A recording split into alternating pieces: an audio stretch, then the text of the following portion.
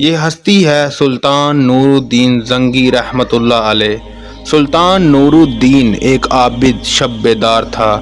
وہ ایک عظیم الشان سلطنت کا فرما روا ہونے کے باوجود ایسا مرد درویش تھا جس کی راتیں مسلح پر گزرتی تھی اور دن میدان جہاد میں۔ وہ عظیم و کردار کا ایک عظیم پیکر تھا جس نے اپنی نوک شمشیر سے تاریخ اسلام کا ایک روشن باب لکھا۔ سلطان نور الدین رحمۃ اللہ علیہ رات کا بیشتر حصہ عبادت و مناجات میں گزارتا تھا۔ اس کا معمول تھا کہ نماز عشاء کے بعد باکثریت نوافل پڑھتا اور پھر رسول اکرم صلی اللہ تعالی علیہ وآلہ وسلم پر سینکڑوں مرتبہ درود بھیج کر تھوڑی دیر کے لیے بستر پر لیٹ جاتا۔ چند ساعتوں کے بعد پھر نماز تہجد کے لیے اٹھ کھڑا ہوتا اور صبح تک نہایت خشوع و خضوع کے ساتھ عبادت میں مشغول رہتا۔ ایک شب وہ اپنی عبادت و وظائف سے فارغ ہو کر بستر پر لیٹا تو خواب میں 3 بار رسول اکرم صلی اللہ تعالی علیہ وآلہ وسلم کی زیارت ہوئی۔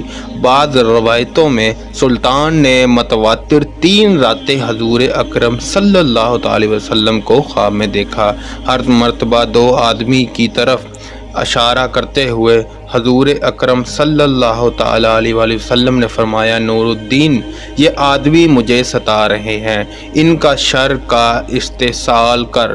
نور الدین یہ خواب دیکھ کر سخت مضطرب ہوا، بار بار استغفار پڑھتا اور رو رو کر کہتا، میرے آقا و مولا کو میرے جیتے جی کوئی ستائے یہ نہیں ہو سکتا۔ میری جان، مال، آل، اولاد سب آقا مدنی پر نثار۔ خدا اس دن کے لیے نور الدین کو زندہ نہ رکھے کہ حضور اکرم صلی اللہ تعالی علیہ وسلم کے غلام کو یاد فرمائے اور وہ دمشق میں آرام سے بیٹھا رہے۔ سلطان نور الدین بے چین ہو گیا اور اسے یقین ہو گیا کہ مدینہ منورہ میں ضرور کوئی ایسا ناشدنی واقعہ ہوا ہے جس سے سرور کونین حضرت محمد صلی اللہ تعالی علیہ وسلم کی روح اقدس کو تکلیف پہنچی ہے۔ خواب سے بیدار ہوتے ہی اس نے 20 آیان دولت کو ساتھ لیا اور بہت سا خزانہ گھوڑوں پر لاد کر مدینہ منورہ کی طرف روانہ ہو گیا۔ اہل دمشق سلطان کے یکایک عظم سفر ہونے سے بہت حیران ہوا، لیکن کسی کو معلوم نہ تھا کہ اصل بات کیا ہے۔ دمشق سے مدینہ منورہ پہنچنے میں عام طور پر 20 سے 25 دن لگتے تھے، لیکن سلطان نے یہ فاصلہ نہایت تیز رفتاری کے ساتھ طے کیا اور 16ویں دن مدینہ منورہ جا پہنچا۔ اہل مدینہ اس کی اچانک آمد پر حیران رہ گئے۔ سلطان نے آتے ہی شہر میں آنے جانے کے دروازے بند کرا دیے، پھر منادی کرا دی کہ آج تمام اہل مدینہ اس کے ساتھ کھانا کھائیں۔ تمام اہل مدینہ نے نہایت خوش دلی سے سلطان کی دعوت قبول کی۔ اس طرح مدینہ منورہ کے تمام لوگ سلطان کی نظر سے گزرتے گئے، لیکن ان میں وہ 2 آدمی نہیں تھے جن کی شکلیں اس خواب میں دکھائی گئی تھی۔ سلطان نے اکابر شہر سے پوچھا کہ کوئی ایسا شخص تو باقی نہیں رہا جو کسی وجہ سے دعوت میں شریک نہ ہو سکا۔ انہوں نے عرض کی کہ اہل مدینہ میں تو شخص ایسا نہیں رہا جو دعوت میں شریک نہ ہوا ہو، البتہ 2 خدا رسیدہ مغربی زائر جو مدت سے یہاں مقیم ہیں نہیں آئے۔ یہ دونوں بزرگ عبادت میں مشغول رہتے ہیں، اگر کچھ وقت بچتا ہے تو جنت البقیع میں لوگوں کو پانی پلاتے ہیں، اس کے سوا وہ کسی سے ملتے۔ سلطان نے حکم دیا، ان دونوں کو بھی ضرور یہاں لاؤ۔ جب وہ دونوں سلطان کے سامنے حاضر کیے گئے تو اس نے ایک نظر میں پہچان لیا کہ یہ وہی 2 آدمی ہیں جو اسے خواب میں دکھائے گئے تھے۔ انہیں دیکھ کر سلطان کا خون کھول اٹھا، لیکن تحقیق حال ضروری تھی کیونکہ ان کا لباس زاہدانہ شکل و صورت مومنوں کی سی تھی۔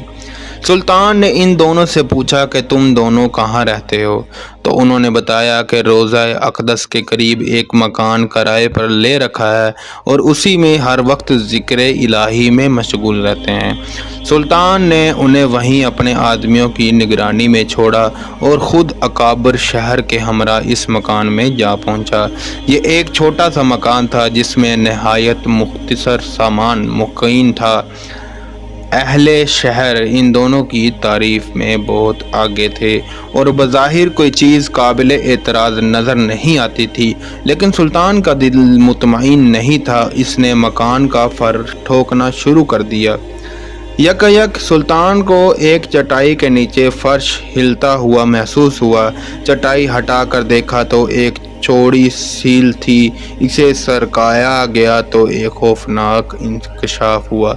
ये एक सुरंग थी जो रोज़े अक़दस की तरफ जाती थी। सुल्तान सारा मामला समझ गया और बेख्तियार उसके मुंह से सदक़ल्लाहुल अज़ीम, सदक़ता या रसूल अल्लाह निकल आया। सुल्तान का पैमाना सब्र लबरेज हो गया। उसने तलवार खींचकर उन दोनों बदबख्तों की गर्दनें उड़ा दी और उनकी लाशें भड़कती हुई आग के अलाव में डाल दी।